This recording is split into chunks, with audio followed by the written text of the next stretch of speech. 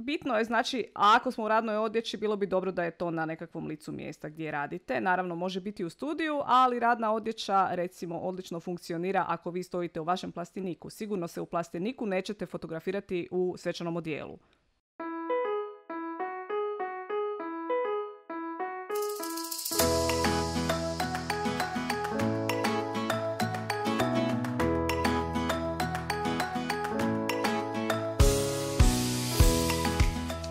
Dobrodošli u Klice buntovnice, podcast za poljoprivrednike, proizvođače hrane i ostalih poljoprivrednih proizvoda koji žele podići vrijednost svog rada i svojih proizvoda kroz dizajn, strategiju i suvremene marketinške i prodajne alate.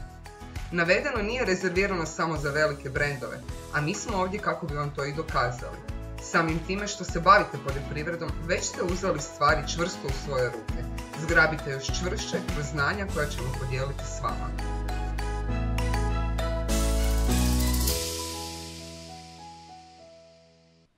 Dobar dan i dobrodošli u 58. epizodu podcasta Klice buntovnice.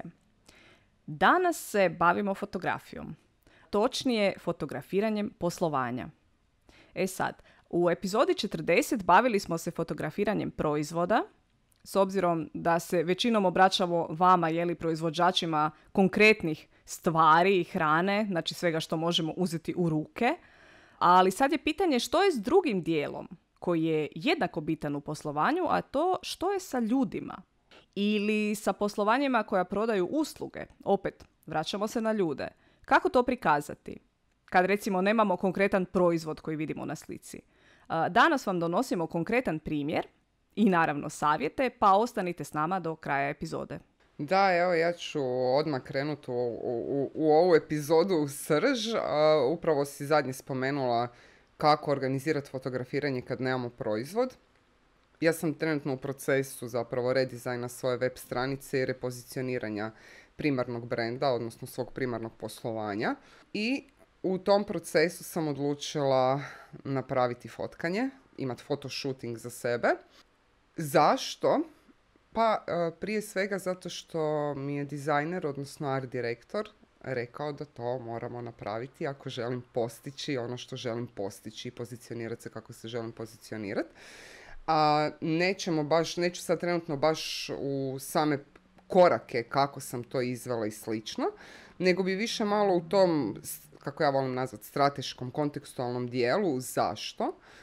Dakle, jako puno kroz ove epizode pričam o tome koliko je vizualna komunikacija bitna. U tom kontekstu i takve nekakve autentične slike, vlastite, a ne stock imidži, mogu puno više prenijeti vašu poruku, vašu namjeru, vašoj ciljnoj publici nego nekakva random fotografija koju ste uzeli sa nekakvog stoka, ne?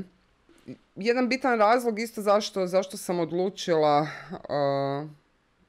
fotkat sebe i staviti sebe na svoj novi web je između ostalog da ljudi vide s kim će potencijalno raditi, a ono što je najbitnije od svega, zato što sam vrlo vjerojatno na nekoj novoj razini prihvaćanja sebe kao poduzetnice, što je opet neka tema neke druge epizode koju smo obradili, linkat ćemo ih dole u opisu komentara, jer ono što cijelo vrijeme propovijedamo i kroz ove naše podcaste je upravo to da mikro mali poduzetnici na neki način trebaju personificirati svoje poslovanje.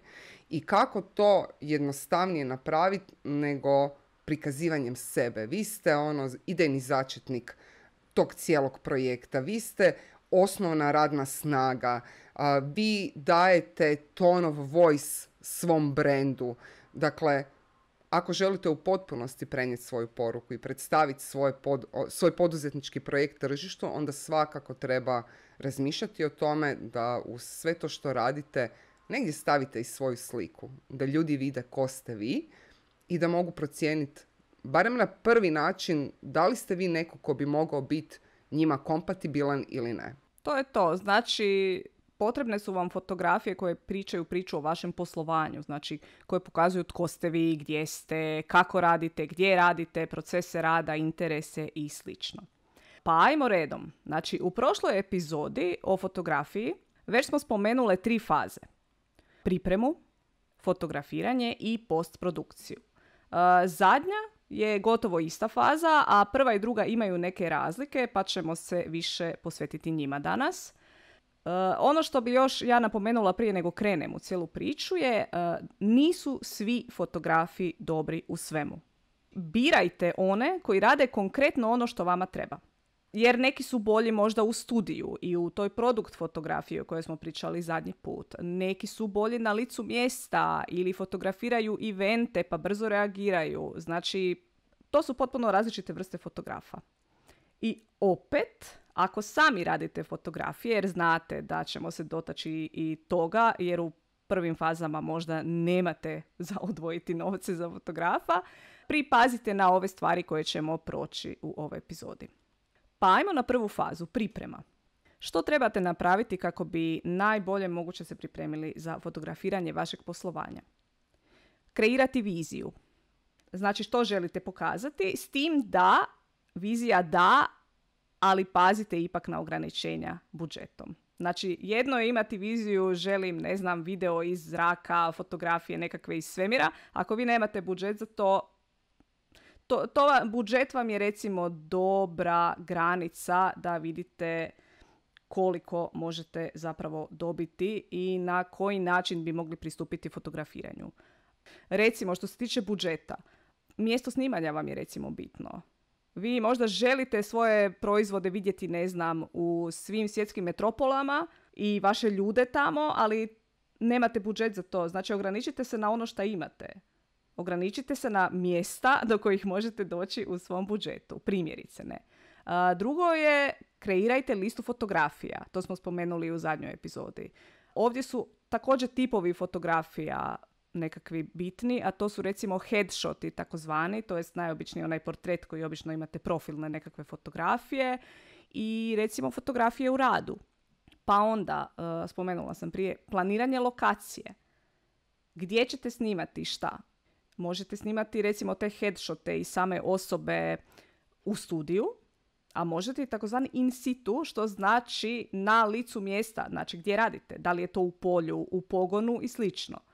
Također, kod planiranja lokacije, dodatno, uzmite u obzir da morate koordinirati i raspored svih sudionika koji sudjeluju i naravno osigurati njihov prevoz da oni dođu od točke A do točke B i da su svi slobodni u to vrijeme, ako imate naravno više nekakvih suradnika, jel tako, koji se bave tim poslom ili radnika ili slično. Planiranje outfita, to jest što ćete obući, jeli? Da li će to biti uniforme ili nekakvo poslovno odijelo ili ne znam, radna nekakva odjeća. Bitno je, znači, ako smo u radnoj odjeći, bilo bi dobro da je to na nekakvom licu mjesta gdje radite. Naravno, može biti u studiju, ali radna odjeća, recimo, odlično funkcionira ako vi stojite u vašem plasteniku. Sigurno se u plasteniku nećete fotografirati u svečanom odijelu. To je jednostavno besmisleno, ne? Osim ako ne želite baš takav dojam ostaviti, ne? To je opet, naravno, iznimka koja potvrđuje pravilo. Dodatno obratite pažnju na šminku i boje. Meni se recimo konkretno nedavno desilo isto da sam dala upute kako se obući, koje boje i sve. Međutim, na šminku nisam toliko obraćala pažnju i jedna zapravo sudionica je došla sa izrazito namazanim očima u svim dugim bojama i meni je bilo toliko neugodno joj reći skini sad tu šminku, pa smo nekako uspjeli to izgurati. Jer je stvarno stršalo je u cijelom toj paleti boja. I kod planiranja još planiranje takozvanih propsa, to jest stvari koje se nalaze oko vas. A ako fotografiramo poslovanje, onda su to nekakvi alati koje možda držite u ruci ili su kraj vas, ili strojevi možda nekakvi. Naravno, proizvodi, znači propovi, to su vam sve nekakvi predmeti koji uz vaše lice i figuru pričaju priču o vašem poslovanju. Ako, ne znam, ste u plasteniku i taman je vrijeme zalijevanja, držat ćete zaljevaču i slično, ne. A ako ste u polju i vrijeme je, ne znam, žetve, imat ćete kombajn u pozadini, ako ga imate, naravno, pričam sad primjerice, ne. To je što se tiče pripreme. I onda na dan tog našeg fotošuta, kad ste vi to sve pripremili, i sebe, i predmete koje ćete imati, i točno ste se našli na licu mjesta, pobrinite se da imate uz sebe i fotografa, osobu koja će paziti na svaki detalj koji je u skladu s vašom vizijom. to vrlo često i jako teško možete biti vi, jer ne možete igrati dve uloge u isto vrijeme. Znači, ne možete u isto vrijeme se fotografirati i biti s druge strane objektiva i gledati kako to izgleda, jel tako? Zašto vam to pričam? Čisto iz iskustva. Ja sam imala tu ulogu i držim inače tu ulogu kao dizajner, a to vam je uloga takozvanog art direktora.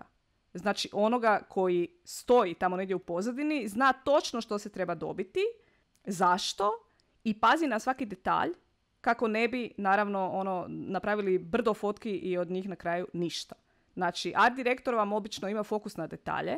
Ja, recimo, što ja radim? Znači, ja stanem kraj fotografa i ja vam doslovno, ne znam ako znate kako skener radi, skeniram kadar koji vidim i tako ja skeniram ljude. Znači, od gornjeg lijevog kuta i onda tako radim. Linijski, na desno, skroz do donjeg desnog kuta, da vidim točno da li je sve u slici kako bi trebalo biti. Jeli? Znači, od glave do pete vas gledam, točno kako vam stoji kragna, da li vam je prsten zakrenut, apsolutno da li vam nekakva vlast trši. Ja želim da dobijemo najbolje moguće slike i da vi najbolje moguće izgledate. Apsolutno cijeli kadar se čekira. I naravno poslije imate manje posla i nema onoga joj možeš mi malo skinuti ovo ono. Ne, to se rješava na licu mjesta ako se može, naravno. Druga stvar je, znači, dok traje fotografiranje, fotografirajte po onoj listi koju ste pripremili, znači listi fotografija, da ne bi nešto zaboravili, jer fotograf košta. Vrijeme svih vas košta. Da vam se ne dogodi da ste izgubili cijeli dan potrošili cijeli dan na snimanje i onda niste dobili fotografije koje vam trebaju, nego morate se ponoviti. I sad kad smo kod tih strogih stvari prošli, isprobajte nove stvari dok fotografirate, jer tek u radu često krenu nekakve nove ideje. Znači, ako dobijete nekakvu ideju ili vaš art direktor ili fotograf, isprobajte, nemojte se bojati. Nikad ne znate, možda baš te fotke na kraju ispadnu najbolje od svih ostalih, ne? To je to, ja navijam za isprobavanje i da, usudite se, nemojte ostati u strahu. Mislim, u konačnici priče ako i probate i vidite da to nije to, ne morate ih koristiti u konačnici priče, ne? Ja ću ovaj dio priče završiti sa postprodukcijom, ali zapravo bi prije toga htjela malo samo po ovim 2 točkama proći svoje iskustvo, s obzirom da je friško i mikropoduzetnica sam i slično.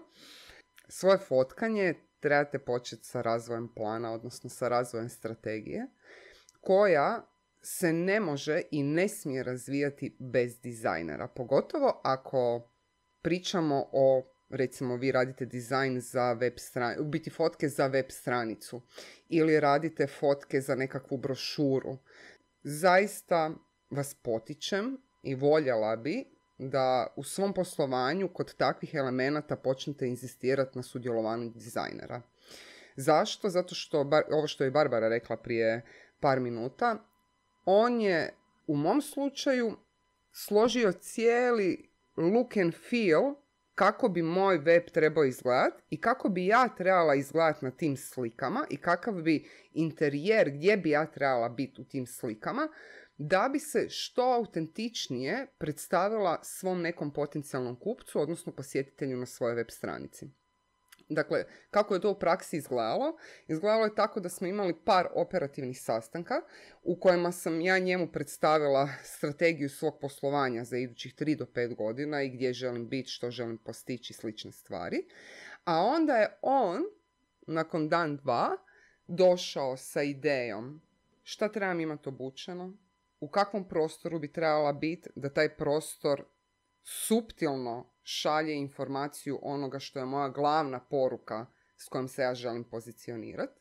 U tom procesu smo uključili i fotografkinju na jedan kratki razgovor, ali čisto više je to bio kemijski razgovor, čisto da vidimo da li se razumijemo, na šta treba obratiti pažnju, kakve formate bi bilo dobro odmah slikat na licu mjesta, gdje bi bilo dobro da se ostavi recimo više prostora, više bijeline na fotografiji, da kasnije bude s njom lakše manipulirati i manevrirati.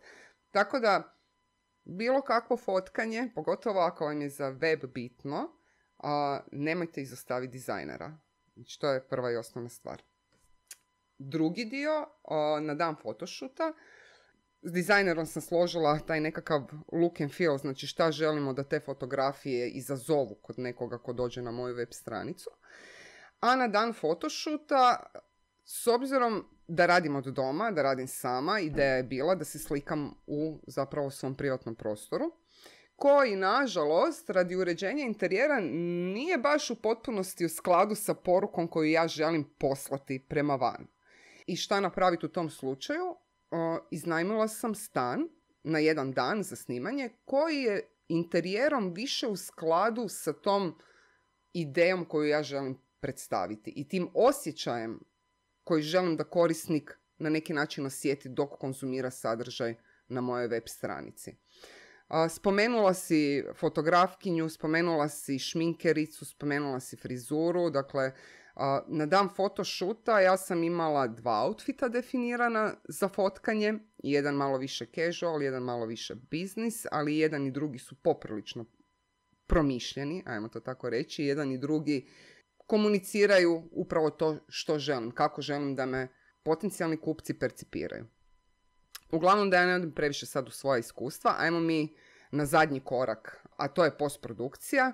Dakle, nakon što smo završili to fotkanje i nakon što mi je ne dizajnerica, nego fotografkinja javila koliko je otprilike treba vremena da skine slike, da napravi i ona neku selekciju prije nego što mi pošalje, jer naravno na shootingu se okida aparat konstantno i tu ima fotki ima 17 jednih te istih fotki, ima fotki koje nikako ne izgledaju, ima fotki koji su stvarno super i prije nego što vi kao klijent, odnosno ja kao klijent krenem birat iz tog jednog kovčega slika, fotograf napravi isto tako jednu prvu inicijalnu selekciju, probere te fotografije koje onda šalje na odabir i odobrenje. Kad sam dobila, sad ću miješati malo priču postprodukcije zapravo mog iskustva. U trenutku kad sam dobila sve slike, bilo ih je negdje 100-tinjak, onda sam opet sa dizajnerom sjela i sa dizajnerom birala sliku za svaku pojedinu stranicu na svom webu. I ono što ću vam reći, nisu moji favoriti većinom odabrani, nego su odabrani oni favoriti koji su najviše u skladu sa art direktorom koji zapravo kreira cijeli taj ukupni dojam s kojim ću ja kasnije nastupati na tržištu. Dakle, to je opet jedna stvar u kojoj mislim da je dobro da kao poduzetnik naučite pustiti kontrolu ljudima koji su stručni u onom za što ste ih angažirali. Nakon što smo dizajner i ja prošli tih 100-tinjak fotki, odabrali smo nekih 10 i od tih 10 smo na kraju odabrali samo 5 i tih 5 je onda išlo nazad kod fotografkinje na doradu sa jasnom informacijom šta treba gdje maknuti. Znači, bili su na nekoj fotografiji je bila žica koja se nije trebala vidjeti. Na nekoj je trebalo nadoštukat malo više na lijevu stranu praznine, jel na web stranici će ići tekst. Znači, to su sve nekakvi detalji koje zapravo u završnoj fazi treba raditi sa dizajnerom, jer niko od nas nije web dizajner pa nemamo te detalje u glavi. I tu bi nekako bio zaokružen cijeli proces. Ona nakon što je odradila te zadnje izmjene i ajmo reći fine-tunala te fotke da mogu ići prema van, poslala je formate koji su dalje korišteni za izradu web stranice. Ne? Što se tiče cijena, neću ulaziti u specifičnosti, neću ulaziti čak ni u red veličine, zato što se to stvarno razlikuje i opet je pitanje radite li s nekim ko vam je prijatelj ili poznanik pa vam da nekakvu cijenu koja je custom made za vas ili radite s nekim dugo pa opet imate nekakav custom made i slično, tako da ne bi ulazila u taj cijeli dio. Ali recimo mogu reći sljedeće što se tiče troškova, znači treba uzeti u obzir da li ste u studiju ili ste vani, da li dolazi fotograf na vaše mjesto ili vi dolazite na njegovo mjesto. Fotke se obično plaćaju po komadu nakon što prođe cijeli ovaj proces odabira i peglanja fotki prije nego što one mogu ići u korištenje. Treba uzeti u obzir, opet velim, ako ste u studiju, da li morate zasebno, da li je to studio treće strane, ima li on dovoljno rekvizita ili ne, Dakle, to su sve nekakvi detalji o kojima treba voditi računa. Rekli smo šminkerica, ista stvar. Znači, to su sve ljudi koji rade komplementarne poslove da bi vi mogli dobiti zapravo onaj primarni proizvod koji ste htjeli, a to je fotografija u najboljem mogućem izdanju, ne? Ja bih sad samo zapravo se osvrnula na ono što si rekla da si imala 17 istih fotografija. Ja ti garantiram da nisu bile identične. Znači, to je ono zašto trebate profesionalno oko. Doslovce vam se možda radi o mikrometru kapka jednoga. Fotograf će izabrati bolju od tih 17. Vjerujte mi, nikad nisu identične, jer mi naravno se stalno mrdamo. Nismo nekakve cigle koje stoje ispred kamere. E sad, ajmo na jedan konkretan primjer što se tiče recimo OPG-ova. Andreja je odlično opisala cijeli proces i to funkcionira, znači kad pričamo o osobnom brendu, ali ajmo recimo zamisliti da ste vi jedan mali obiteljski OPG i da se bavite recimo proizvodnjom čajeva.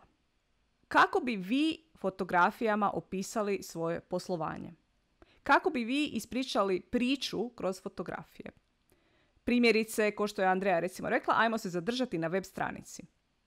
Znači, prvo moramo znati sve dijelove koji nam trebaju. Znači, ako pričamo o web stranici, web stranica se obično sastoji, idemo na osnovno sad, o nama, tko smo, o nekakvom procesu rada, sadržava naravno proizvode koje proizvodite i kontakt ili gdje nas naći ili gdje kupiti naše proizvode. Recimo, to bi bila jedna mala OPG-ova stranica, jel tako? U tom slučaju trebat ćemo 4 vrste fotografija.